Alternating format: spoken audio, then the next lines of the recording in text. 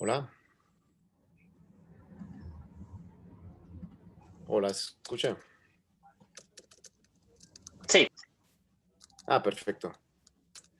Ok, buenas tardes. Momento.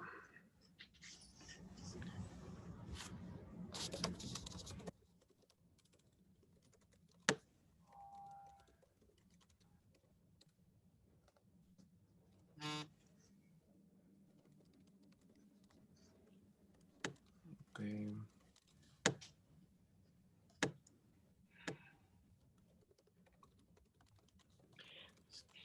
Están ingresando ahorita varios de sus compañeros. Vamos a esperar unos 5 minutitos más para comenzar, ¿vale?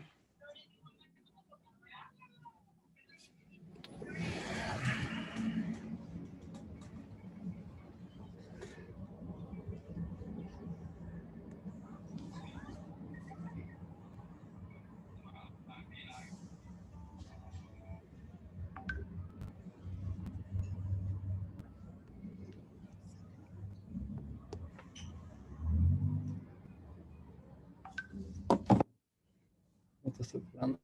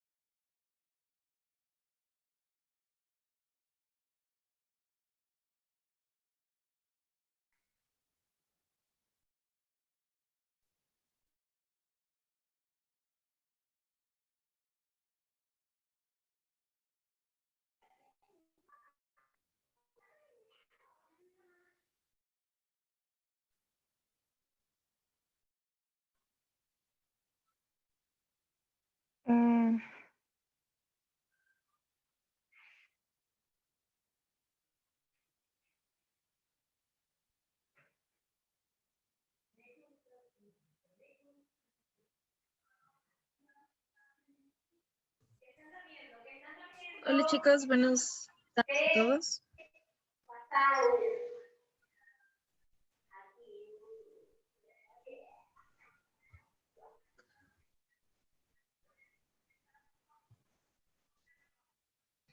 Doctor,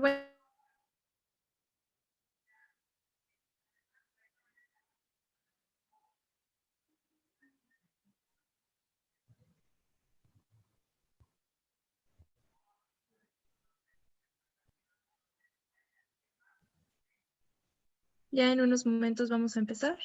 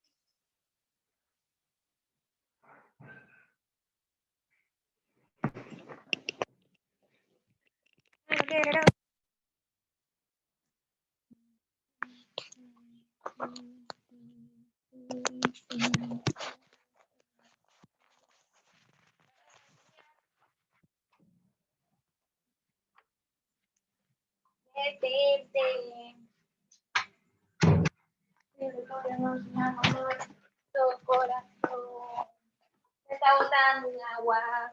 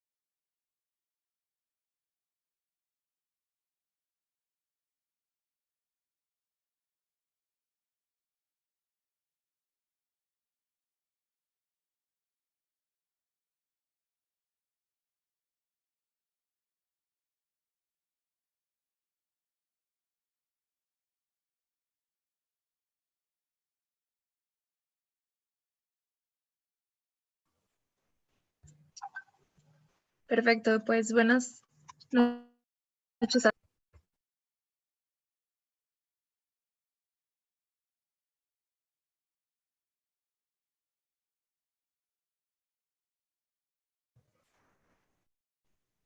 ¿Sí me escuchan correctamente? No, se Sí, estaba todo cortando bien. un poquito. A ver, ¿ya? ¿Mejor? Sí, ya. Sí, ya. Sí, ya mejor. Súper. Muy buenas noches, bienvenidos a la séptima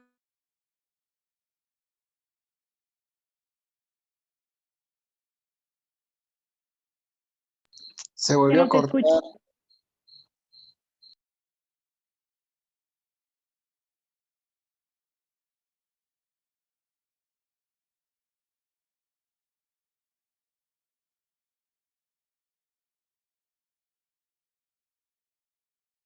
sesión de anatomía. Hoy tenemos con nosotros al doctor... Bueno. No se escuchó nada de lo que dijiste. A ver, ¿ahí ya me escucho? ¿Qué problema? Ya, ahorita ya. Creo que ya. Va, gracias. Si no me escucho, me avisan. Es muy rápido, nada más les voy a decir. Todos, por cumplir las 8 sesiones de las aproximadamente 13, 15 que vamos a dar del curso, van a tener una constancia por parte de la Universidad de Anáhuac del curso de neuroanatomía. Sin embargo, el Instituto Nacional de Neurología y Neurocirugía, que es justamente pues, del que provienen los residentes que nos están brindando todas estas ponencias, entre ellas el doctor Rodrigo Uribe, que está con nosotros hoy, el doctor Michel, que también pues es quien organiza todo esto por parte del instituto. Todos ellos pues abogaron por nosotros y lograron que tengamos también una constancia por parte del instituto. Sin embargo, esta constancia va a tener un costo de 360, es solo para quienes lo quieran. Y bueno, si desean adquirirla, les pido me envíen un mensaje a este número, el que aparece abajo, para saber dónde se va a hacer el depósito y todo eso. Es solo si gustan y es un trámite que la verdad, o sea, nada se queda con nosotros, es para el instituto, porque por dar la constancia, ellos pues tienen un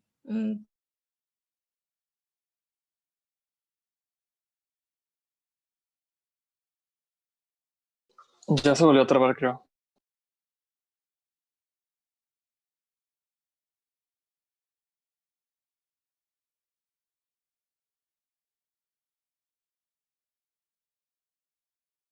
gasto, ¿no? Supongo.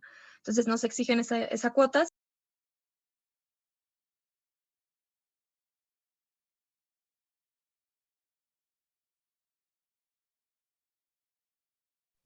Bueno, voy a presentar al doctor. Buenas tardes. Hoy tenemos el honor de escuchar al doctor Rodrigo Uribe Pacheco hablar acerca de la anatomía del mesencéfalo.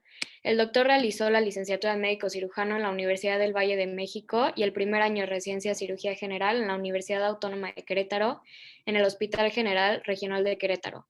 Actualmente es médico residente del primer año en el Instituto Nacional de Neurología y Neurocirugía Manuel Velasco Suárez.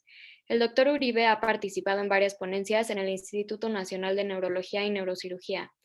Además, ha participado en proyectos de investigación que se han publicado en varias revistas, incluyendo el Clinical Neurología and Neurosurgery Journal. Muchas gracias por acompañarnos hoy, doctor. Puede empezar.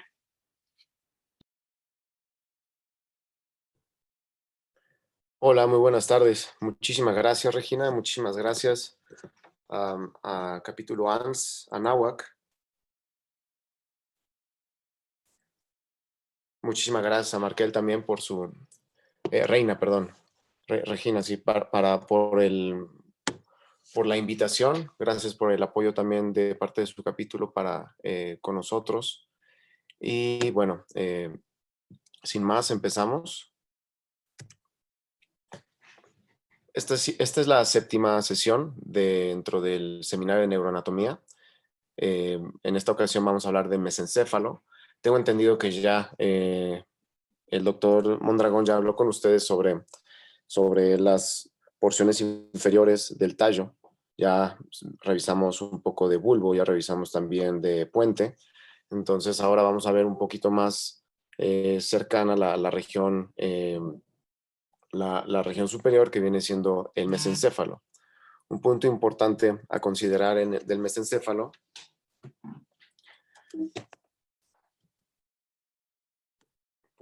importantes a considerar del mesencéfalo son, bueno, la anatomía macroscópica. Vamos a revisar un poco de microscopía también. Vamos a ver cuáles son los puntos importantes para poder generar, si bien un diagnóstico topográfico, y por supuesto, también vamos a revisar un poco de los nervios craneales, que en el mesencéfalo como tal tenemos realmente solo dos nervios craneales, pero creo que es bastante suculenta la exploración, que quizás por el tiempo y el tipo de seminario no vamos a poder realizar toda una semiología, pero bueno, pues yo creo que si hay oportunidad de otro seminario, podemos ahondar en algunos otros temas, ¿no? En relación a la anatomía que les vamos a estar dando a lo largo de todo este seminario. Perdón si de pronto me trabo, estoy manejando también lo de estar admitiendo a sus compañeros que están solicitando ingresar a la sesión. Ok. Bueno, como tal, el mesencéfalo.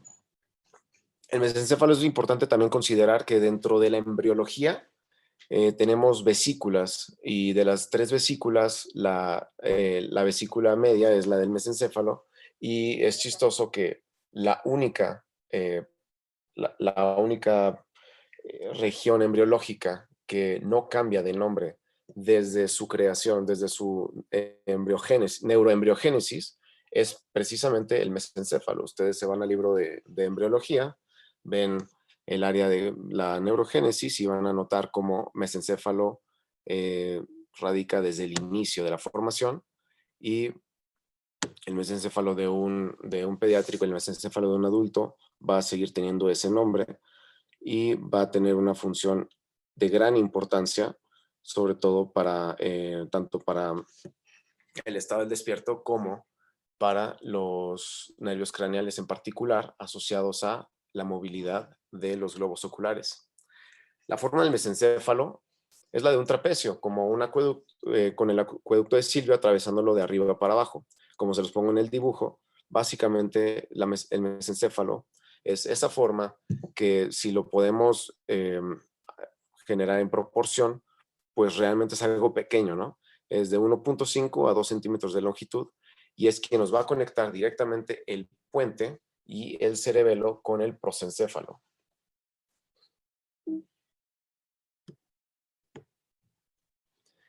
Ahora bien, aquí tenemos todo el tallo.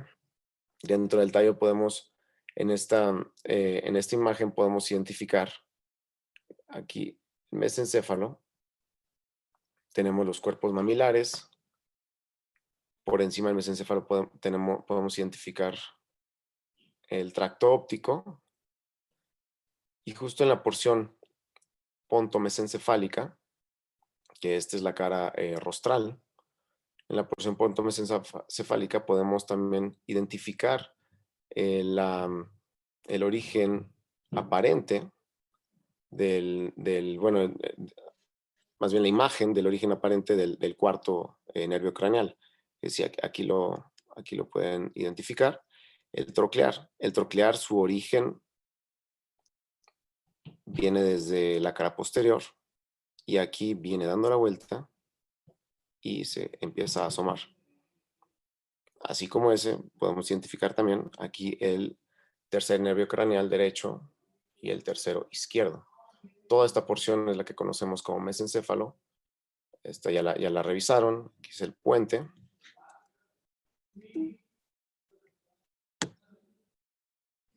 Y aquí, en esta imagen, lo que hicimos fue retirar desde los pedúnculos.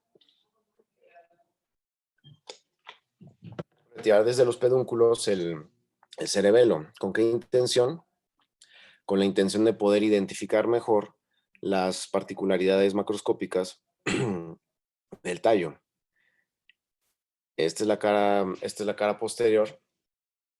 o bien es la cara dorsal del tallo, y de lo que tenemos que considerar a nivel macroscópico, sobre todo para clasificación anatómica, es los colículos. Tenemos los colículos superiores y tenemos los colículos inferiores. En muchas ocasiones, cuando veamos cortes transversales del mesencéfalo, la manera en la que nos vamos a ubicar en el plano del mesencéfalo es a través de, si hablamos de un corte a nivel del colículo superior o a nivel del colículo inferior. Ok, ya estamos agregando más gente. Ahora, también tenemos que considerar los cuerpos mamilares. Perdón, los cuerpos geniculados, que tenemos tanto el medial como el cuerpo geniculado lateral. Aquí está lo que les comentaba. En la porción medial de nuestro mesencéfalo, a nivel de la fisura, a nivel a ver, quieren entrar y no, perdón.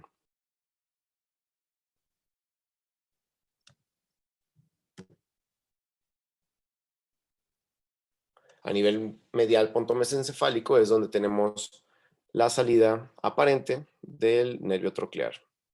Aquí es donde da la vuelta. Y así como perlitas anatómicas, es importante que a partir de ahorita identifiquen que el único nervio craneal que tiene su origen aparente en la cara dorsal del tallo es el troclear. Tiene otro nombre, patético. Quizás si con ese nombre patético, porque es el único que sale por atrás, por decirlo así, quizás de esa manera se pueden acordar más fácil, porque sí es un punto importante para la neuroanatomía, conocer que es el único dentro de todos los nervios craneales.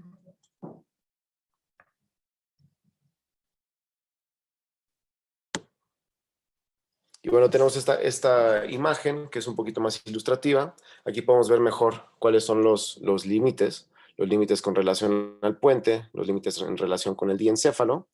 Y es importante también considerar la relación que tiene los colículos que les mencionaba, que los colículos superiores, si bien van a tener relación con la vía visual, y los colículos inferiores van a tener su relación directa con la vía auditiva. Los cortes que vamos a manejar comúnmente, los cortes axiales dentro del mesencéfalo, van a ser en particular, como les decía, cortes ya sea a nivel del colículo inferior o a nivel del colículo superior. Es una muy buena forma de identificar y de dividir el mesencéfalo cuando lo vemos con relación con el resto del tallo, o bien cuando lo vemos en cortes axiales.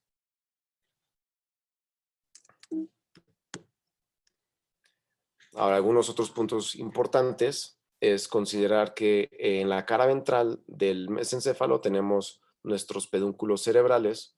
En esta ocasión, bueno, en este momento, a nivel del mesencéfalo, tenemos los pedúnculos cerebrales en la porción. En esta imagen no los vamos a poder identificar tanto mejor. Bueno, ahorita les enseño el corte axial. Ahí se puede identificar de manera más bonita y ahí es en donde vamos a tener la vía corticoespinal. También hay que identificar la fosa interpeduncular a nivel del mesencéfalo y tenemos la salida a través de ella del nervio oculomotor, y tenemos también nuestro surco pontomesencefálico, que es justo el límite entre el mesencéfalo con el puente. En nuestra cara dorsal vamos a identificar la lámina cuadrigémina, que es donde pudimos identificar los 4 colículos, donde tenemos 2 superiores, 2 inferiores. Tenemos la emergencia aparente del nervio traclear, que es el cuarto, y vamos a tener también la fisura cerebelo-mesencefálica.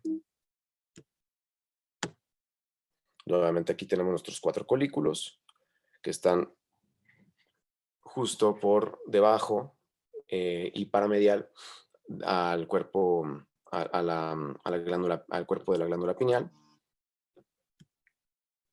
Y aquí tenemos el nervio troclear, su emergencia y cómo da la vuelta, circunvoluciona a lo largo de nuestro tallo. También en la cara ventral hay que considerar lo que les comentaba. En un corte axial, si ya nos vamos a algunos detalles más finos, este es el corte axial. Aquí tenemos los pedúnculos cerebrales que les comentaba. Y en los pedúnculos cerebrales es importante destacar que tenemos nuestras fibras corticoespinales, fibras corticonucleares. ¿Ok? Es por aquí por donde pasa la vía que viene desde la quinta capa de la corteza cerebral a nivel prerolándica, que es la vía piramidal, el inicio. Por aquí es a nivel del pedúnculo cerebral, es donde vamos a tener el paso de los tractos de la vía piramidal. En esta región vamos a tener también nuestro lemnisco medial. Podemos identificar a nivel medial las fibras del pedúnculo cerebeloso superior, la decusación del pedúnculo cerebeloso superior. Podemos identificar también el núcleo del nervio troclear, derecho, izquierdo, el acueducto cerebral y el núcleo del colículo inferior bilateral. Déjenme agrego, admitir, perdón.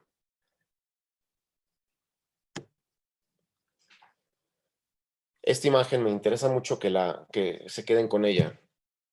Dentro de las estructuras que podemos identificar, aparte de las que ya les comenté, la división.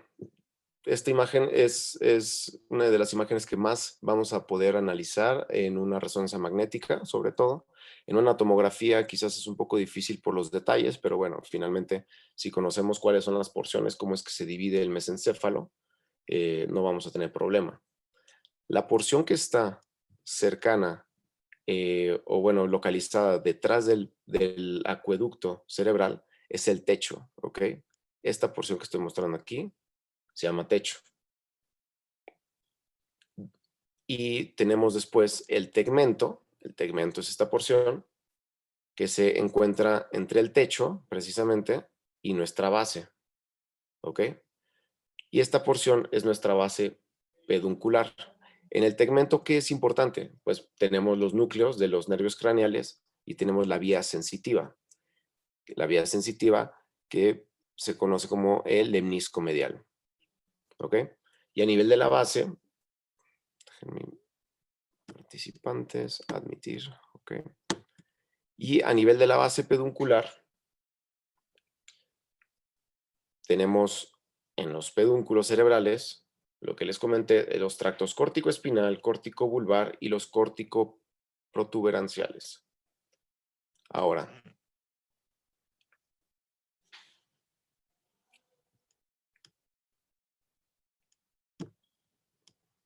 también es importante identificar la irrigación, puesto que las lesiones más comunes que vamos a encontrar a este nivel, si bien puede haber tumores, puede haber infecciones, puede haber afección por enfermedades desmielinizantes, pero lo que se ha descrito más en los libros de neurología es síndromes del tallo, y generalmente los síndromes están asociados a infartos en territorios específicos del tallo que afectan partes específicas en este caso del mesencéfalo, y nos van a dar diferentes síndromes que van a caracterizarse por manifestaciones acordes a la disfunción de puntos importantes de la microscopía mesencefálica que acabamos de revisar.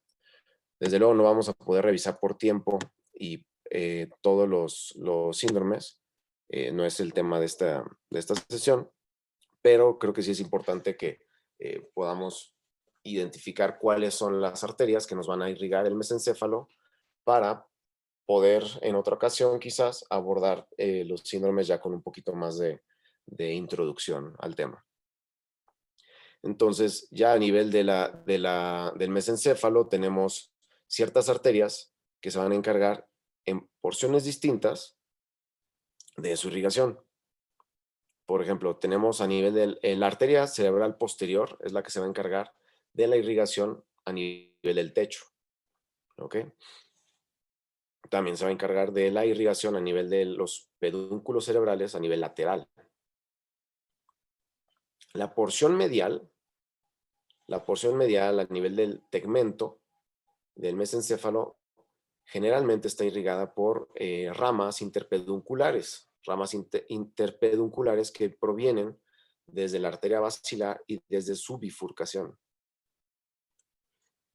También tenemos la arteria posterior, comunicante posterior, que es la que se va a encargar de la irrigación de la porción medial, de la porción del tercio medio de los pedúnculos cerebrales y también de una porción a nivel del lemnisco y la sustancia nigra. La sustancia nigra no la mencionamos anteriormente, pero, a ver, esto se va para, perdón. La sustancia nigra la encontramos aquí, justo esta línea oscura que pueden identificar, ahí es la sustancia negra.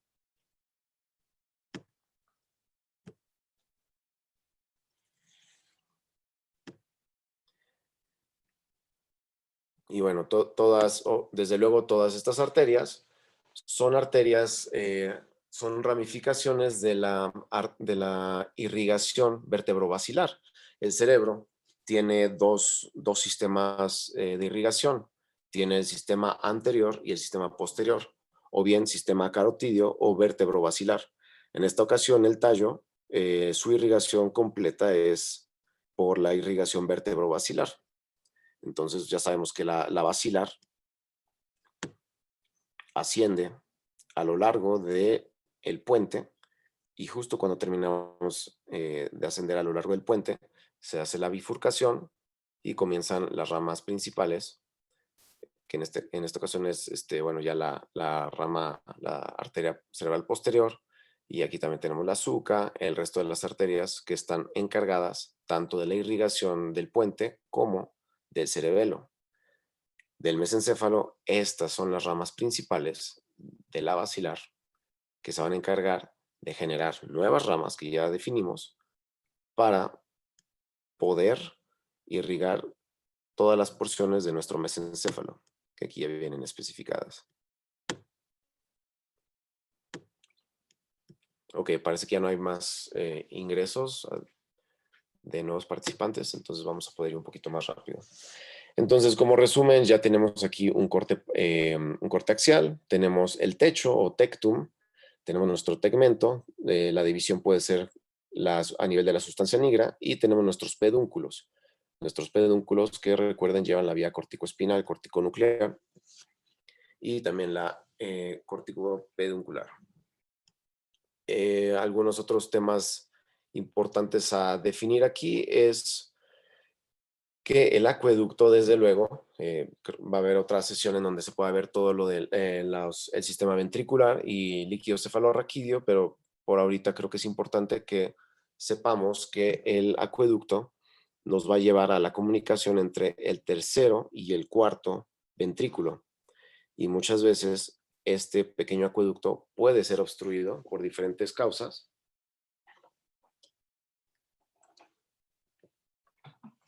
que nos generarían una hidrocefalia, en este caso hidrocefalia obstructiva. Es importante identificar que en el mesencéfalo tenemos este acueducto, puesto que en ocasiones no nada más puede ser esa la manifestación, sino que también al obstruirse nuestro acueducto podemos tener otras manifestaciones, como, si recuerdan, aquí tenemos los núcleos del tercer nervio craneal, y también podemos tener afección directa hacia los nervios craneales 3 y por ende también a nivel del nervio craneal 4, que vamos a verlo más adelante.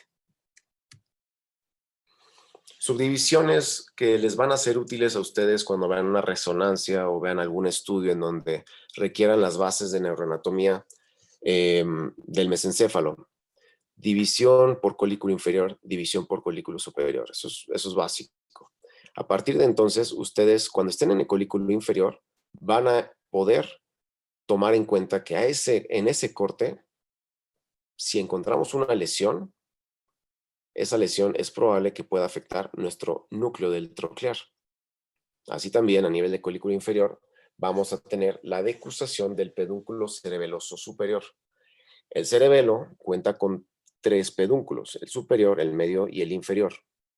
Si bien el superior y el medio están en el área, forman parte de la descripción anatómica del puente, a nivel colicular inferior, en el mesencéfalo, también podemos tener una lesión que influya o que afecte a nivel del pedúnculo cerebeloso superior.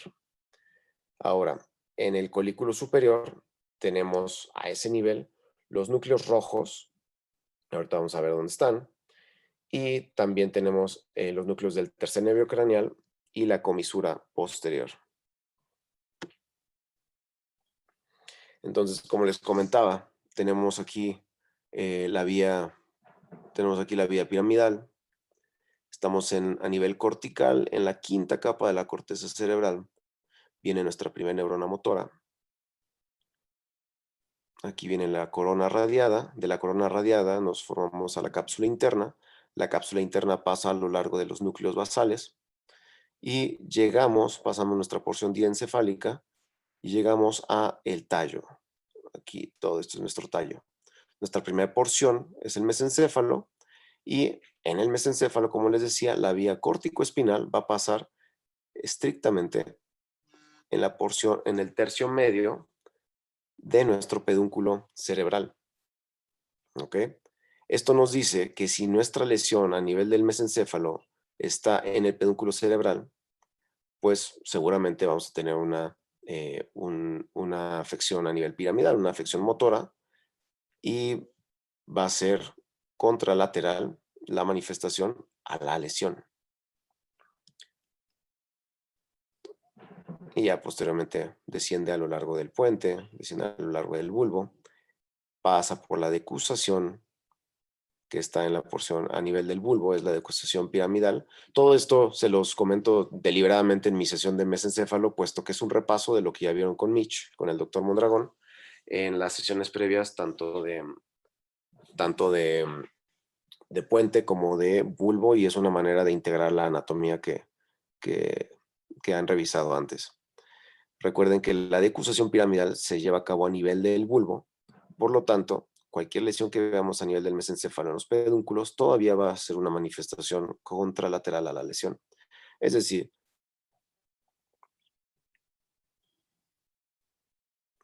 ok, aceptar, listo.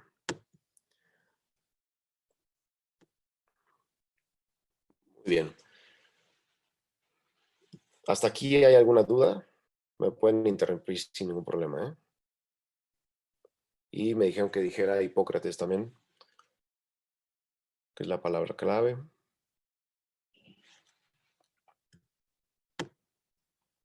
Bueno, ya viendo las bases de importancia anatómica y clínica del mesencéfalo, las bases anatómicas, vamos a pasar, ya estamos hablando un poquito de más también de los nervios craneales, vamos a pasar a los nervios craneales que nos competen en relación al mesencéfalo. Y un poquito de repaso también para los nervios craneales en su localización dentro del puente y dentro del bulbo. Este esquema me gusta mucho porque viene de unos libros de neurología y de neuroanatomía bastante concretos en sus imágenes, como las pueden ver, son bastante simples, minimalistas, y de cierta manera es importantísimo cuando ves un nervio craneal o lo estás explorando o ves una lesión en un estudio de imagen, siempre tener de manera inmediata, casi instintiva, la asociación directa de mesencéfalo, nervios craneales, puente, nervios craneales, relaciones con el cerebelo y también cuando estás explorando a tu paciente. Entonces, de la forma más sencilla, van en orden. Punto número 1, el nervio craneal 1 y 2 no los vamos a ver en el tallo, ¿ok? No van a estar en el tallo, tanto así que aquí no lo ven, acá tampoco, y aquí los podemos ver en una porción superior al tallo. Aquí tenemos el tallo recostado. Ok, esta es la cara rostral, esta es la cara dorsal. Aquí tenemos el ventrículo y bueno, retiramos nuevamente nuestro cerebelo. Entonces el 1 y 2 están fuera de la jugada del tallo. Ok. Midbrain, mesencéfalo, sencillo. Tenemos el 3 y el 4. Yo creo que este es el diagrama más sencillo y es mi favorito. Tenemos el 3, que se correlaciona en la misma, está en el mismo eje Y con el colículo superior. Y tenemos el 4, que está en el eje Y con el colículo inferior. ¿Por qué tenemos aquí en paréntesis el número 5? Porque es importante considerar que el trigémino, que es el nervio craneal quinto, el trigémino tiene los núcleos tiene sus núcleos bastante extensos a lo largo de todo el tallo. Es decir, sus núcleos los podemos encontrar a nivel del mesencéfalo, la porción inferior, asociada al colículo inferior. Su emergencia, su origen aparente, lo vamos a encontrar a nivel del puente, pero también tenemos parte de sus núcleos a nivel del puente, del bulbo, disculpen. Lo mismo en el bulbo, podemos encontrar parte de los núcleos del séptimo y del octavo a nivel vulvar, pero su salida y su predominio su mayor cantidad de núcleo lo vamos a encontrar a nivel del puente, por decirlo así. Entonces, estos diagramas creo que son una excelente guía para comenzar a asociar localización de nervios craneales y de esa manera poder empezar a trabajar mejor un diagnóstico topográfico. Como les digo, el mesencéfalo pues es relativamente sencillo porque nada más vamos a ver 3 y 4. Y en ocasiones podemos tener también una afección del trigémino. Lo que les estoy comentando, aquí está un poquito más explícito. Tenemos del lado, a su mano izquierda, tenemos todos los núcleos que son motores.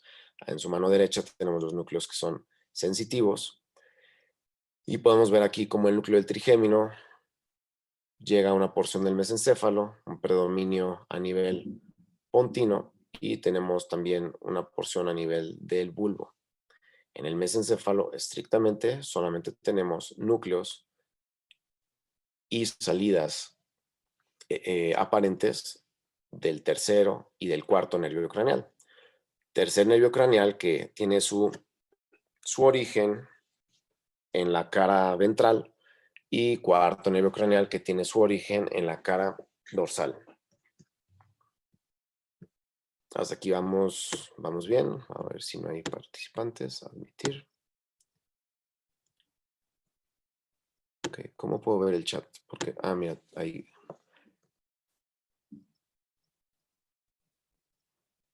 Donde Okay, dice más doctor, sí. creo que se puede, o nada más dice chatear, se puede ver ahí. Perfecto. Ok, sí, quería ver si había alguna pregunta. Si no, bueno, me interrumpen. No, todavía no. Ok, gracias. Sí, es chistoso estar virtual porque no tienes como un backup, no tienes ahí como un feedback de cómo están despiertos o atentos con dudas, pero bueno, espero vayamos bien, ¿vale? Sí, yo le aviso cualquier cosa. Gracias. Ok, gracias a ustedes. Otra cosa importante para identificar de los nervios craneales. Todos los nervios craneales son, partiendo de la base de que hay nervios craneales motores, desde luego, ¿no? Todos los nervios craneales que son motores, estrictamente, son neurona motora inferior.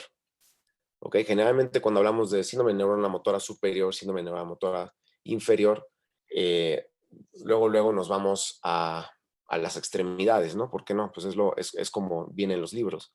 Pero estrictamente hablando, la vía piramidal, y si vemos un homúnculo de Penfield, podemos ver que toda la movilidad se lleva a cabo en áreas prerrolándicas del frontal, en la quinta capa, como podemos ver aquí, de la corteza. Y esta soma es la primera neurona motora. También los movimientos de los núcleos, los movimientos de los nervios craneales, todos surgen a partir del área prerrolándica. Primera neurona motora, corona radiada, cápsula interna, ya lo vimos en el diagrama pasado. Llega y le da la estafeta en este caso, una interneurona, y eventualmente esa interneurona lo lleva a nuestra segunda neurona motora, ¿ok? En esta ocasión, en este diagrama, si se fijan, está mucho más ancha esta estructura. Esta estructura es el puente. Y si ven aquí, estamos hablando del nervio, el núcleo del sexto nervio craneal. ¿Por qué les hablo del sexto si estamos en el mesencéfalo? Bueno, anatómicamente hablando, sí, el sexto está en el puente, ¿no? Pero cuando hay que hablar de los movimientos oculares, aunque hablemos del mesencéfalo, siempre vamos a tener que meternos con el sexto nervio craneal o el abducens, porque cuando tú exploras un paciente, incluso cuando haces una nota de la exploración neurológica, siempre vas a referirte a la exploración de los nervios craneales en conjunto. Vas a hablar del tercero, vas a hablar del cuarto y vas a hablar del sexto en conjunto. Y a lo largo del movimiento de los ojos, tú vas a evaluar esos 3 nervios craneales, aunque te saltaste en la exploración al quinto, desde luego. Ya después exploras al quinto, ¿no? Entonces, esto es importante para identificar y recordar que son nervios, que es una neurona motora inferior, todo nervio craneal que es motor.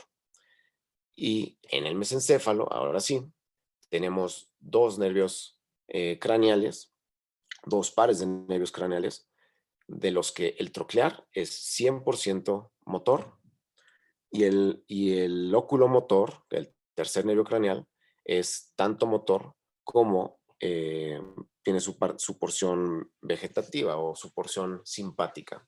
Bueno, en realidad es parasimpática. Entonces, eso es algo que hay que considerar. Ahora, para los movimientos en este paciente, el paciente lo que quiere es voltear hacia su derecha.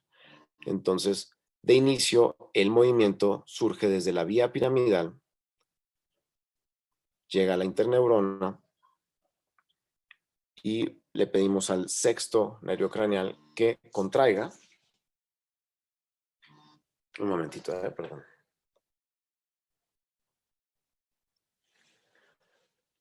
Le pedimos que contraiga nuestro recto lateral. Y al contraer el recto lateral, dices, bueno, entonces, ¿cómo es que logramos que el ojo opuesto voltee en convergencia, ¿no? Bueno, voltee de manera consensuada. Esto es gracias a que tenemos el fascículo longitudinal medial. El fascículo longitudinal medial tiene la responsabilidad de ayudarnos a que cuando se activa el recto, bueno, se activa el sexto para lateralizar la mirada, el famoso horizontal gaze, lo van a encontrar en los libros. A través del fascículo longitudinal medial viene una interneurona que activa y lleva el mensaje al núcleo oculomotor, al núcleo del tercer nervio craneal, para generar el mismo movimiento proporcional con el recto contralateral. ¿Ok? Y de esa manera, entonces, nuestro recto medial del ojo contrario va a llevar el movimiento con la misma proporción, velocidad y la misma precisión que el ojo opuesto, con la finalidad de, localizar, de fovear en un mismo punto, pues la visión, ¿no? Ya luego hablaremos de la fobia y la retina. Entonces, ya con todo lo que hemos visto, un poco de introducción de los nervios craneales, algunos otros puntos que mencionar del oculomotor. Aquí tenemos sus núcleos. Y aparte del núcleo motor que tenemos del tercer nervio craneal, es importante también identificar que a la par tenemos el núcleo parasimpático, el núcleo Edinger-Westphal. El núcleo de Edinger-Westphal va a tener la responsabilidad de llevar a cabo la función de la constricción, que es la que nos va a ayudar a la midriasis o bien a la miosis, según el reflejo que estemos evaluando, según el estado a nivel autónomo que estemos activando. y la parte motora va a ser únicamente por el núcleo del tercer nervio craneal o el núcleo del oculomotor. Ambos tractos se van a reunir. Ambos tractos se van a reunir, van a pasar a lo largo del núcleo rojo, que el núcleo rojo también es importante considerarlo, puesto que el núcleo rojo nos va a ayudar sobre todo para la flexión de los miembros superiores. Y bueno, algunos otros puntos del nervio oculomotor.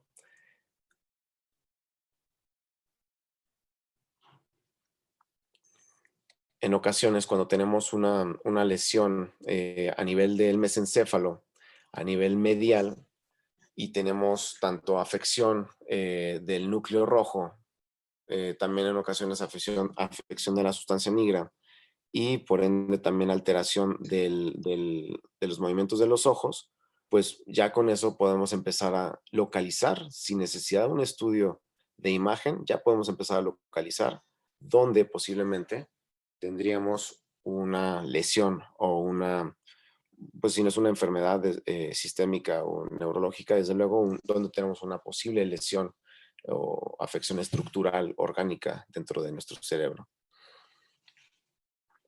Ahora, el nervio craneal 3 es el que nos va a ayudar a la irrigación, a la contracción de diversos músculos encargados de movilizar el globo ocular.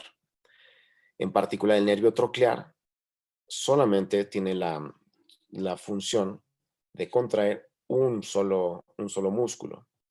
¿Okay? Y como les comentaba, estamos viendo los pedúnculos.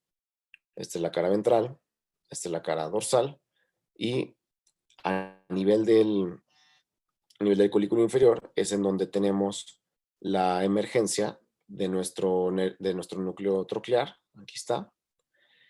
Y es curioso también del núcleo troclear considerar que el núcleo troclear al salir sí decusa. Sí decusa. ¿Por qué es importante saber que decusa el núcleo troclear? Porque las manifestaciones clínicas del cerebelo y las manifestaciones clínicas de los nervios craneales siempre van a ser ipsilaterales a la lesión. Pero el núcleo troclear sí decusa, aparte de salir por la puerta de atrás, se cruza con el otro nervio craneal 4. Entonces es un nervio craneal que sale por atrás y es un nervio craneal que decusa.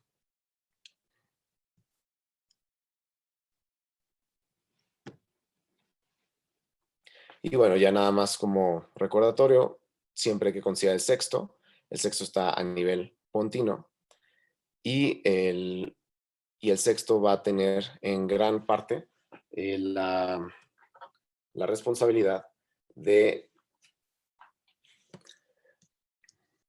la mirada horizontal.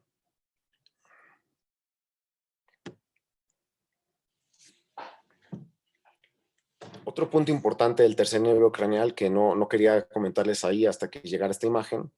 Me gusta mucho también este diagrama que vemos en su lado derecho, porque nos va a permitir también identificar, y con una imagen que quizás no se les olvide, quiénes están a cargo del abrir y el cerrar los párpados. ¿Okay? Imagínense que tenemos nuestros párpados y el número 7 es un gancho. No alcanzas el párpado superior, entonces utilizas un gancho para poder cerrarlo. Entonces el encargado del cierre de los párpados es el nervio craneal número 7. Y el encargado de abrir los párpados y de cierta manera pues asemeja a las columnas de algún templo griego, por decirlo así. Son 3 pilares para sostener los párpados, puesto que si hay una alteración en esos 3 pilares, desde luego esos párpados van a terminar no cerrándose propiamente, pero no van a tener la apertura completa. Entonces espero que de esta manera 3 pilares ayudan a que se mantenga el ojo abierto y este ejemplo ayuda a que a ustedes no se les olvide. El tercer nervio craneal también cumple la función de mantener abiertos los ojos, de abrir los ojos. Tenemos ya con esta introducción tenemos 11 músculos oculares. De esos 11 músculos oculares tenemos 3 que son intraoculares, que en particular van a ser inervados por la porción parasimpática del tercer nervio craneal, a lo que les comentaba. Tenemos nuestro músculo pupilar constrictor, nuestro músculo ciliar y nuestro músculo pupilar dilatador. Y esos 3 están a cargo de la vía parasimpática, autónoma, involuntaria, que nos va a permitir de cierta manera también valorar si la afección, valorar también el sistema nervioso autónomo, simpático, parasimpático, valorar también la integridad del núcleo de Edinger-Westphal, porque recuerden que el núcleo de Edinger-Westphal es el encargado de la vía autónoma del tercer nervio craneal, y también nos va a ayudar a identificar si la alteración del tercer nervio craneal es completa o incompleta, si solamente está afectando la vía motora del tercer nervio craneal o si afecta tanto la motora como la parasimpática. Y de los otros 8 músculos extraoculares tenemos, el superior tarsal, que es también un músculo que va a permitir de cierta manera, pues junto con el elevador del párpado, precisamente elevar el párpado, ¿no? Y tenemos 6 músculos que están rotados o están alrededor de nuestro globo ocular. De esos 6 músculos, solo hay 2 que no están inervados por el tercer nervio craneal. Y es muy sencillo. El sexto nervio craneal, vamos de abajo hacia arriba, el sexto nervio craneal se llama abducens, abducens. Se encarga de la abducción, lateralización de la mirada. ¿Ok? ¿Quién hace eso? El músculo lateral, el músculo recto lateral. ¿Ok? Ahora, el troclear se va a encargar de la inervación del músculo oblicuo superior. Y el resto, que son 4 restantes, el superior, el inferior, el medial, todos rectos, y el oblicuo inferior, todos ellos van a estar inervados por el tercer nervio craneal. Es decir, al momento de abducir la mirada, vamos a valorar el sexto. Al momento de hacer el resto, aquí tengo una imagen, excelente. Al momento de aducir la mirada, vamos a estar valorando el recto medial. ¿Ok? Entonces, al momento de hacer la supraversión, vamos a estar valorando aquí, al momento de hacer la supraversión, vamos a estar valorando el recto superior, y también tenemos se involucra de cierta manera el oblicuo inferior. Al momento de mirar hacia abajo, la infraversión, vamos a valorar el recto inferior y el oblicuo superior. Aquí es el mundo al revés, si lo quieren razonar de esa manera para que se les quede.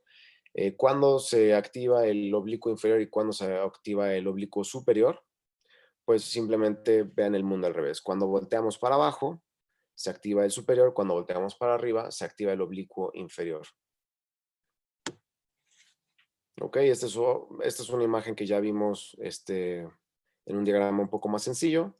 Recordar que inicialmente todos los movimientos son a partir de, vamos a agregar, admitir, listo. Todo es a partir de la corteza y de ahí llega a los núcleos del tallo respectivos para la convergencia de la mirada. Ok, puntos importantes también, el reflejo pupilar.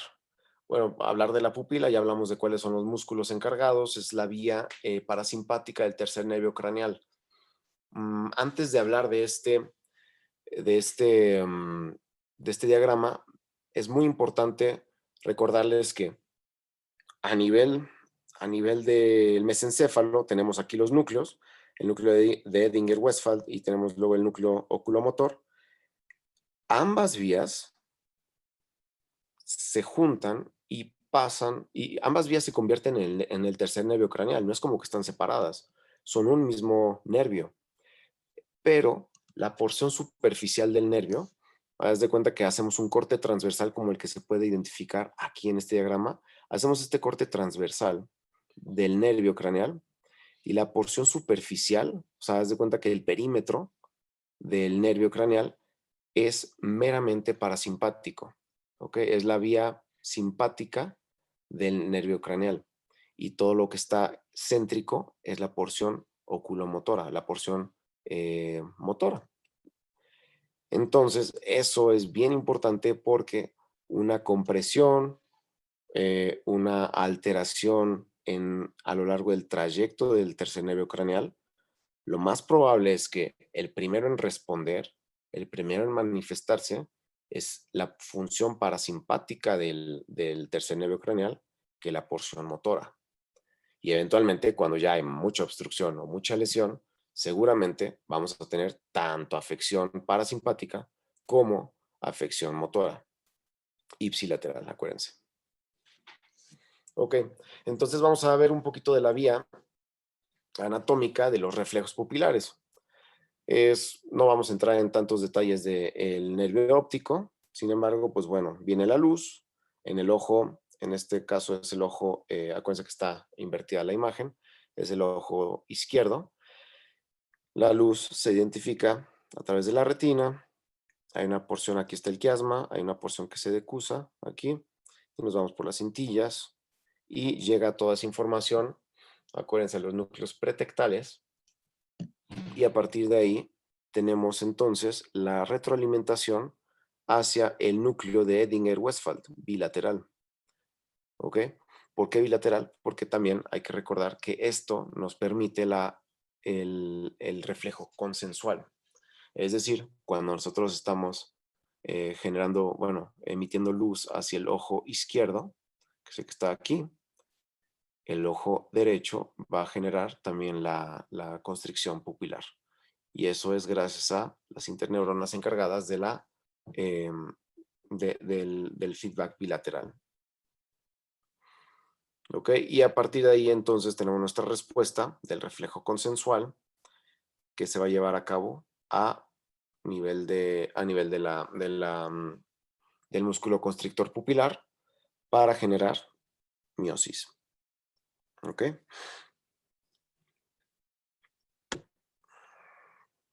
Esto es para que repasen su alemán y podamos identificar lo que ya habíamos visto en otros diagramas, cuáles son los músculos que se activan cuando vemos hacia los lados, cuáles son los músculos que se activan cuando vemos hacia las porciones superiores izquierda, derecha, cuáles son. Es importante identificar en qué momento se utiliza el oblicuo inferior y en qué momento se utiliza el oblicuo superior. Creo que es la parte más complicada de la anatomía del nervio oculomotor. Y troclear, por supuesto. Y aquí les dejo para ya terminar la parte anatómica con un poquito de correlación clínica, un poquito de repaso de cómo son los reflejos pupilares, de acuerdo a si estamos con una lesión del nervio oculomotor izquierdo y tenemos al paciente en un ámbito oscuro, pues bueno, en el ámbito oscuro hay que recordar que a falta de luz tenemos una dilatación de la pupila. Sin embargo, si tenemos una lesión del nervio oculomotor izquierdo, que en este caso este es el ojo izquierdo, tal cual como lo están viendo, no hay aquí ningún cambio. Entonces, de esa manera vamos a ver cómo no vamos a tener una dilatación completa de nuestra pupila. ¿Ok? Si tenemos...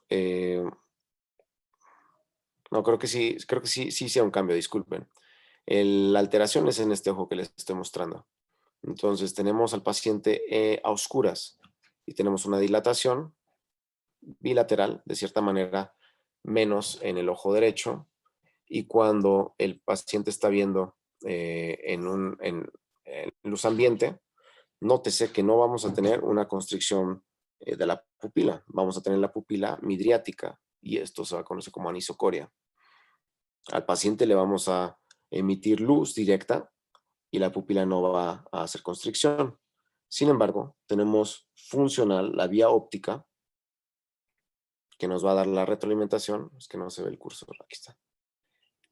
Y esa retroalimentación nos va a permitir el reflejo consensual intacto en el lado opuesto.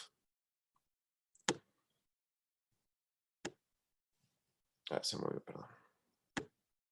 Bueno, aquí tenemos otro par de ejemplos que nos van a poder ayudar a repasar un poco en relación a las lesiones, pero vamos a adentrarnos ahorita ya por el tiempo al nervio troclear, al cuarto nervio troclear. ¿Qué encontramos en común en estas imágenes? Bueno, en esta imagen vamos a ver que son 4 niños. De esos 4 niños a mí me llama la atención que este chico o chica, no estoy seguro, está muy chiquito. Y este niño también. Los 3 están posando con la misma inclinación para la foto. Y acá, este otro chico tiene el eje Y intacto. Está posando de frente, derecho, sin problema. Pues esto pensarían que pues es una postura nada más, ¿no? De la pose. Pero no, en realidad es una familia con una alteración hereditaria en donde tenemos una parálisis del nervio troclear. Entonces, los pacientes que tienen parálisis del nervio troclear tienen diplopia. Y la diplopia, de manera inconsciente, los pacientes inclinando la cabeza van a mejorar esa diplopia y por ende esos pacientes comúnmente van a adoptar esa postura para poder congeniar sin ningún problema con su medio ambiente. Es como un dato curioso de la semiología. El núcleo troclear hay que considerar que es único por 2 situaciones que ya les comenté. Se cruza antes de salir el tallo y va a salir en la superficie dorsal. ¿Qué más necesitamos saber del nervio troclear? Pues realmente no hay más que saber. Simplemente, en términos generales, una lesión a nivel del núcleo va a tener una parálisis contralateral. Si tenemos una lesión después de su salida del tallo, después de su salida aparente, nuestra manifestación va a ser ipsilateral a la lesión. ¿Por qué? Por la decusación. Sencillo, una lesión de aquí para acá, contralateral la manifestación, y ya si es a lo largo del trayecto extra mesencefálico del nervio, va a ser ipsilateral. Lo que vamos a tener es una diplopia vertical en estos casos, en la manifestación clínica. Y los pacientes tienden a hacer esta compensación generando este efecto de tilting, se me fue ahorita la palabra en español, modificando su eje Y para de esta manera poder hacer una inversión de la diplopia vertical. Entonces aquí tenemos algunos ejercicios. Si tenemos un paciente que tiene los ojos abiertos, pero notamos en la exploración notamos que el ojo derecho no abre, muy probablemente aquí nos faltan las 3 columnas del tercer nervio craneal, ¿no? Los pilares. Si le pedimos al paciente que voltee a la hora de explorarlo, que voltee hacia su derecha inferior y tenemos un ojo que no nos hace caso, muy probablemente ese paciente tenga una lesión del nervio craneal, del tercer nervio craneal del lado izquierdo. Si tenemos en el paciente una pupila no reactiva a la luz, muy probablemente aquí la lesión sea a nivel parasimpático. Puede ser a nivel del núcleo de Dinger-Westphal, puesto que no tenemos afección con el movimiento. Si bien este movimiento es del sexto, pero esta convergencia es el fascículo longitudinal medial, donde también estamos valorando el tercer nervio craneal. Ok, y aquí tenemos otros ejercicios. En este, le solicitamos al paciente que voltee hacia su izquierda inferior y vemos que el paciente, si bien lo logra, pero tenemos, perdón, sí, que voltea a la izquierda, pero no logra tener una convergencia adecuada. Y aquí lo que tenemos es una alteración del nervio craneal 4 izquierdo. Ok, a este paciente le solicitamos que voltee hacia su derecha y sí tenemos una aducción del ojo izquierdo, pero no logramos la abducción del ojo derecho. Seguramente su alteración es del sexto nervio craneal derecho. Hasta aquí cómo vamos. A ver, participantes, chat. Creo que tengo que volver a decir Hipócrates. Sí, así está perfecto, doctor. Gracias. Ok, excelente. Y bueno, estas se las dejo para que hagan ustedes un repaso mental, tómenle una foto, revísenla como para correlacionar todo lo que hemos dicho. Otro punto importante que es por esto que hice énfasis en dónde se sitúa en un corte transversal del tercer nervio craneal, dónde se sitúa la vía parasimpática que proviene del núcleo de Edinger-Westphal, es de gran importancia para la neurocirugía, desde luego, y sobre todo si van a ver pacientes en urgencias, creo que vale la pena considerar esto, puesto que es una emergencia neuroquirúrgica. La herniación uncal. Tenemos aquí un corte coronal, aquí tenemos nuestro uncus, y en este paciente tenemos un hematoma subdural, ¿ok? Ya después, si hay chance, damos seminarios de diferentes tipos de hemorragias, hematomas y demás, pero ahorita por tiempo vamos a hablar de que esta compresión secundaria a un hematoma subdural, desde luego, pues está aumentando la presión intracraneal, está desplazando la línea media, y al desplazar la línea media, pues eso significa que también estamos desplazando las estructuras de nuestro encéfalo. Aquí tenemos nuestro tentorio y el uncus, por presión, empieza a herniarse. El uncus empieza a herniarse y empieza a comprimir. Lo primero que tiene más cercano que a nivel caudal es nuestro mesencéfalo.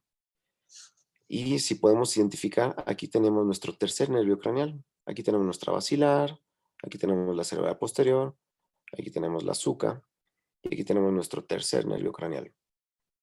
¿Qué está haciendo? Está comprimiendo nuestro tercer nervio craneal izquierdo. ¿Ok? Si empezamos a comprimir nuestro tercer nervio craneal izquierdo, lo primero que va a gritar o lo primero que se va a manifestar es la porción superficial, que dijimos que es la porción parasimpática. Es muy probable que a pesar de tener, que seguramente vamos a tener manifestaciones clínicas a nivel de la vía piramidal, puesto que seguramente está afectada, vean cómo está la corteza, pero algo que nos va a definir la gravedad del asunto en donde tenemos que tomar decisiones de extrema urgencia, operar o no operar al paciente, es la herniación. Podemos tener una afección piramidal, ok, no hay problema. Eventualmente vamos a evacuar drenar este hematoma.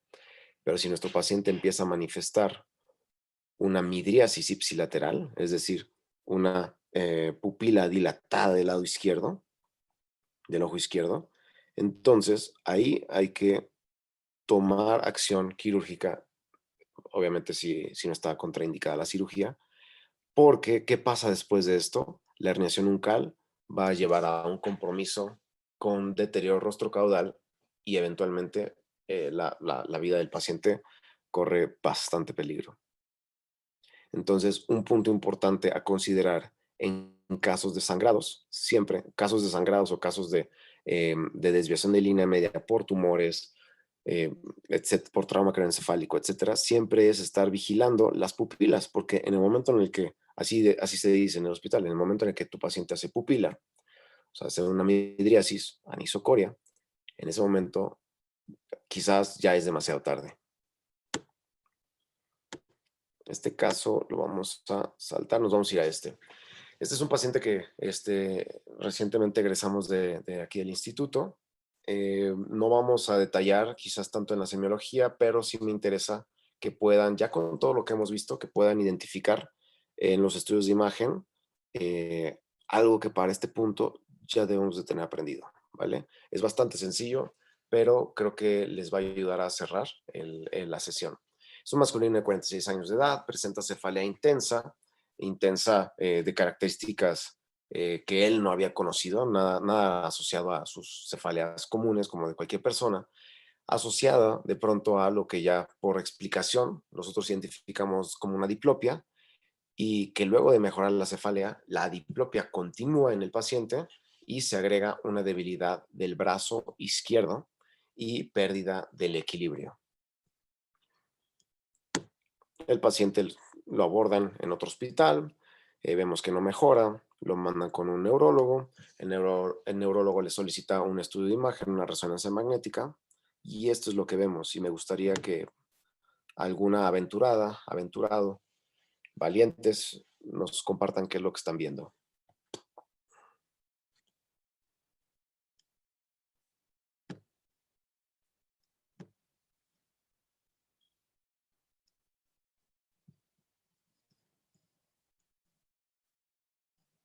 ¿Les pongo otra?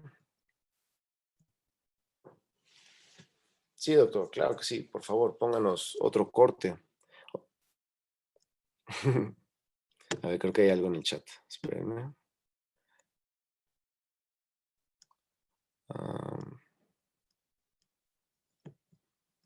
Ok, vamos a poner otro corte.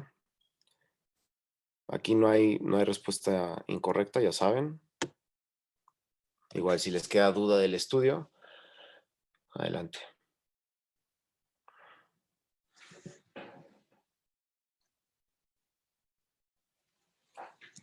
Ok. Entonces al paciente le hacen esta resonancia magnética con diferentes secuencias. Se reconstruye tanto el corte sagital como el coronal, que es el que estamos viendo a continuación. Nótese que estamos con una secuencia T2. Ok, en el T2 característicamente vamos a ver el líquido cefalorraquídeo hiperintenso.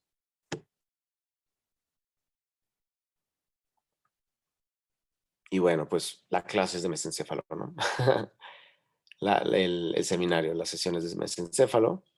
Entonces, nos vamos a regresar, bueno, ya aquí en concreto, que quizás les llamó la atención a nivel del mesencéfalo, que pues bueno, como repaso, aquí tenemos, siempre es importante identificar, si estamos en un corte, en un corte sagital, siempre busquen en el tallo la pancita del puente, ¿vale? Así, tal cual, la pancita del puente. Y por arriba de la pancita del puente, justo aquí en el surco pontomesencefálico, pues ya estamos hablando del mesencéfalo. Realmente es una porción muy pequeña, de 1.5 a 2 centímetros en el tallo, ¿ok? Que conecta nuestro diencéfalo con el puente. Llama la atención esto, ¿no?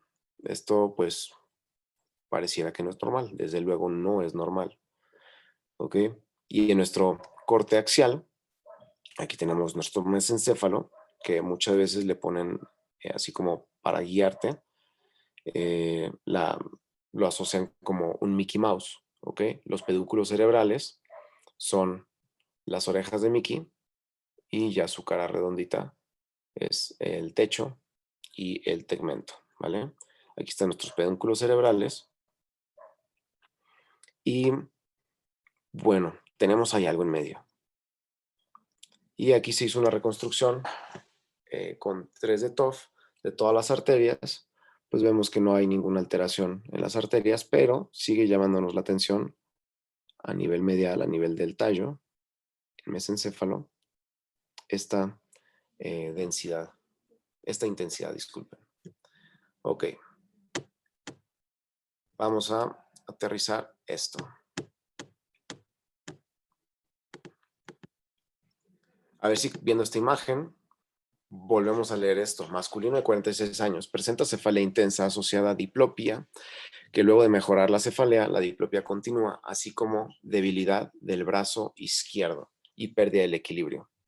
Si bien mucho de esto de estas manifestaciones dicen, oye, espérame, el equilibrio no está en el mesencéfalo, la fuerza, pues bueno, la fuerza sí, acuérdense que tenemos a nivel del pedúnculo cerebral, tenemos la vía corticoespinal, la vía piramidal, ¿ok? Y podemos ver que a nivel medial, a nivel del tegmento, perdón, tenemos aquí una lesión, ¿ok? ¿Esta lesión podría explicarnos sus manifestaciones? Desde luego que sí. Este paciente lo que tiene, ya para continuar y quizás después con otro tema podemos profundizar este caso, este paciente tenía un cavernoma a nivel del mesencéfalo. Y si recuerdan, en la porción del tegmento tenemos los núcleos, tanto del tercer nervio craneal, del cuarto, a nivel del colículo inferior, y el de Edinger-Westphal. También tenemos una obstrucción hacia el pedúnculo, bueno, un efecto de masa, perdón, a nivel del pedúnculo cerebral derecho. Sí tenemos un efecto de masa que altera las fibras corticoespinales del pedúnculo cerebral derecho, pues acuérdense que estamos por arriba, esta es una lesión que está por arriba de la decusación piramidal. Por ende, esto podría también explicarnos por qué el paciente tiene una manifestación clínica de una debilidad del brazo contralateral, el brazo izquierdo. Ok, desde luego la diplopia, pues bueno, la diplopia diplopia horizontal se puede explicar por alteración del nervio troclear. Ok, es un caso muy sencillo, muy ilustrativo, muy bonito. Son imágenes muy bellas de la resonancia magnética. Y con esto damos por terminado el tema de mesencéfalo, la neuroanatomía clínica de mesencéfalo. Con toda confianza, si alguno de ustedes tiene que hacer otra cosa, adelante. Ya lo que queda es como para cerrar el tema de tallo que dimos entre el doctor Mondragón y yo, unas perlitas clínicas de hacer, a través de lo que sabemos ya de neuroanatomía, hacer un poquito de diagnóstico topográfico, cómo poder distinguir una lesión de tallo sobre lesiones a nivel medular y a nivel de supratentorial. Entonces nos vamos a ir un poquito más rápido, en concreto, que cuando encontremos que la lesión, cuando encontremos que una manifestación clínica es meramente motora de un lado, o que a esa lesión motora se le agrega un déficit sensitivo que correlaciona con el mismo lado de la alteración motora, bueno, hay que acordarnos que los tractos sensitivo y el tracto motor, ambos decusan a nivel vulvar. Y al decusar a nivel vulvar, si tenemos alteración sensitiva y motriz o alguna de las dos aislada, muy probablemente la lesión va a ser a nivel cortical o capsular del lado opuesto, o sea, del lado contralateral. ¿Ok?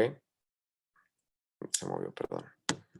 Ahora, si nuestra lesión está cruzada, nuestra manifestación clínica está cruzada, es decir, tenemos manifestaciones clínicas motoras a nivel del cuerpo en el lado derecho, pero también tenemos alteraciones en la cara, en el lado izquierdo. Esto es un síndrome alterno o un síndrome sensitivo, perdón, un síndrome cruzado que corresponde a una alteración necesariamente en el tallo. ¿Por qué? Porque por el tallo pasan las fibras corticoespinales y también pasan las fibras sensitivas, que ambas sabemos que decusan a nivel inferior del bulbo. Pero también en el tallo tenemos los núcleos de los nervios craneales, que son manifestaciones ipsilaterales a la lesión. Entonces, una lesión a nivel del tallo nos puede afectar tanto la vía motora, que no ha decusado, por ende va a ser la manifestación contralateral, como la alteración de los núcleos y los nervios craneales, que su manifestación clínica va a ser ipsilateral a la lesión. Entonces, cruzado, tallo. Sencillo. Ahora, cuando tenemos manifestaciones sensitivas y motoras de un lado, pero la particularidad sensitiva termoalgésica está del lado opuesto, esto necesariamente nos hace pensar en que la lesión está a nivel medular, por debajo del bulbo, por debajo del tallo. Nuestras vías piramidal y nuestra vía sensitiva ya decusaron. Entonces, los tractos sensitivo y motor van a estar afectados y manifestándose en el mismo lado, pero quizás esto lo ven después en la sesión de columna. Hay que tomar en cuenta cuando vean eso, me adelanto un poco, que la vía espinotalámica o la vía termoalgésica es la que va a decusar justo en el segmento en el que ingresa a nuestra médula. Entonces, por esa razón, se explicaría que la manifestación de alteración termoalgésica va a ser contralateral cuando la lesión es en la médula. ¿Ok? Con esta imagen creo que podemos centrar un poquito de cómo diferenciar la manifestación con la lesión topográfica en relación a las diferentes partes del sistema nervioso central. Ok. Por tiempo vamos a hablar brevemente nada más de un artículo de Peter Gates, que es yo les recomiendo bastante, es un artículo de 3 páginas, que a través de 4 reglas nos va a facilitar el diagnóstico topográfico con el que tenemos que tener unas bases anatómicas considerables para poder identificar en dónde está la lesión de acuerdo a las manifestaciones clínicas. Ok, puntos importantes en este artículo es considerar que hay una regla que es la regla del 12. La regla del 12 habla de que sus divisores, sus números divisores, los números divisores del 12, excepto el 1 y el 2, acuérdense que el 1 y el 2 no están en la jugada del tallo, entonces, excepto el 1 y el 2, ¿cuáles son los divisores del 12? Nos queda el 3, el 4, el 6 y el mismo 12, ¿vale? Entonces, 3, 4, 6 y 12, todos ellos característicamente tienen función motora.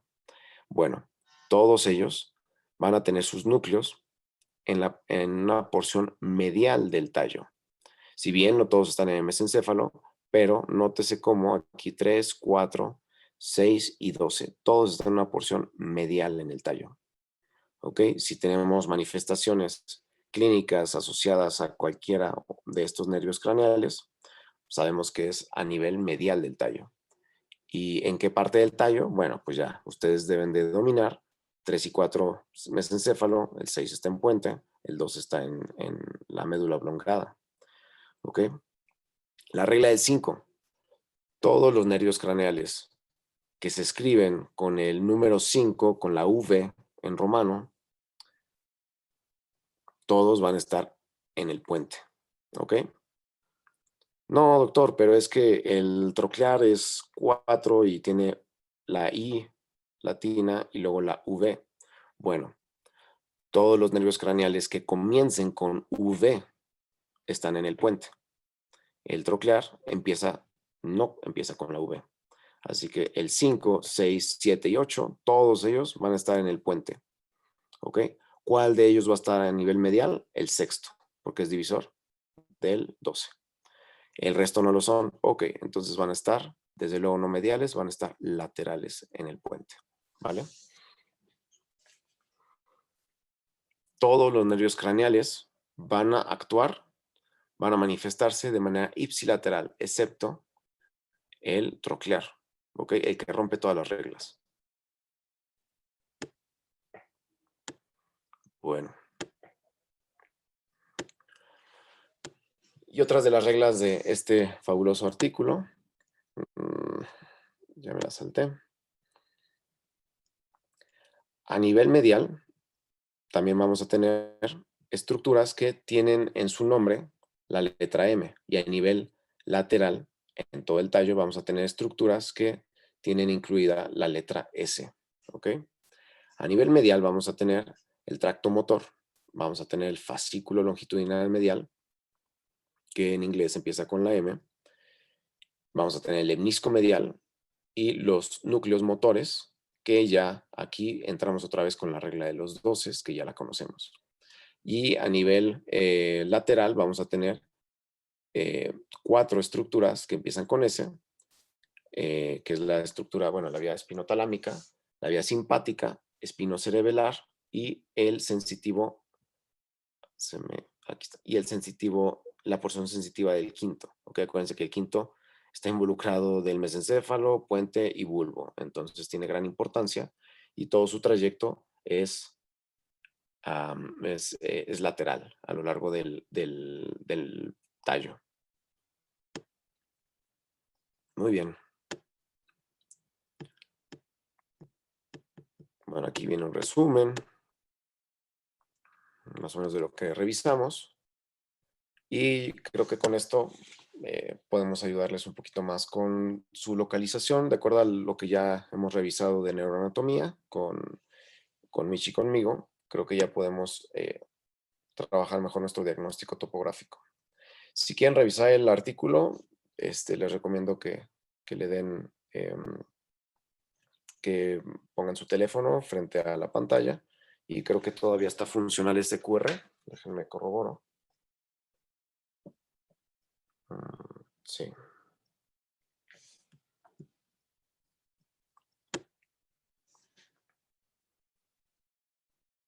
No, creo que ya está, creo que ya está caduco ese QR. Bueno, lo pueden buscar, lo pueden bajar por Sci-Hub, porque creo que está protegido, si no me equivoco.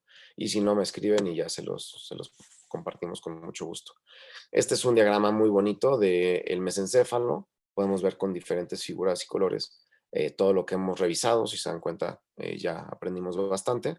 Hay otras áreas que por tiempo, quizás ahorita en la neuroanatomía básica no pudimos profundizar, pero en otra ocasión, si es que se da la oportunidad, donde podamos hablar de precisiones clínicas y síndromes del tallo, podemos hablar de todas estas implicaciones y síndromes alternos del tallo, donde involucran diferentes estructuras y nos dan manifestaciones clínicas muy floridas.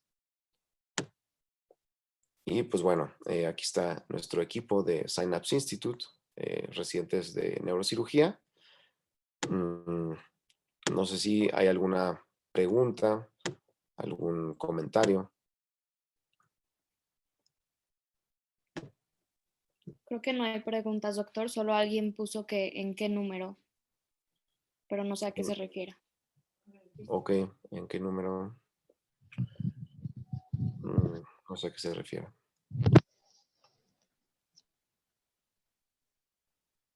Por las propias nomáticas. Bueno, una vez más, gracias por acompañarnos hoy, doctor, e impartir este tema. Le agradecemos por su trabajo y por su tiempo. No se les olvide llenar el link de asistencia, el cual se va a mandar a los grupos de WhatsApp en su momento y que la ponencia va a estar disponible en YouTube próximamente. Acuérdense que para obtener su constancia de la NAWAC deben asistir a 8 de las sesiones del curso como mínimo y aprobar con un mínimo de 7 de calificación en el examen final. Por otra parte, si desean obtener la constancia de parte del instituto, aparte de estos requisitos que ya mencioné, deben pagar los 360 pesos, como mencionó la presidenta del grupo al principio de la ponencia. Una vez más, gracias por acompañarnos, doctor. Muchas gracias a ustedes por su invitación. Espero les sea de utilidad esta sesión, el resto del seminario. Y bueno, cualquier cosa estamos aquí para apoyarlos. Muchas gracias a ustedes. Gracias, buenas noches. Igualmente, hasta luego.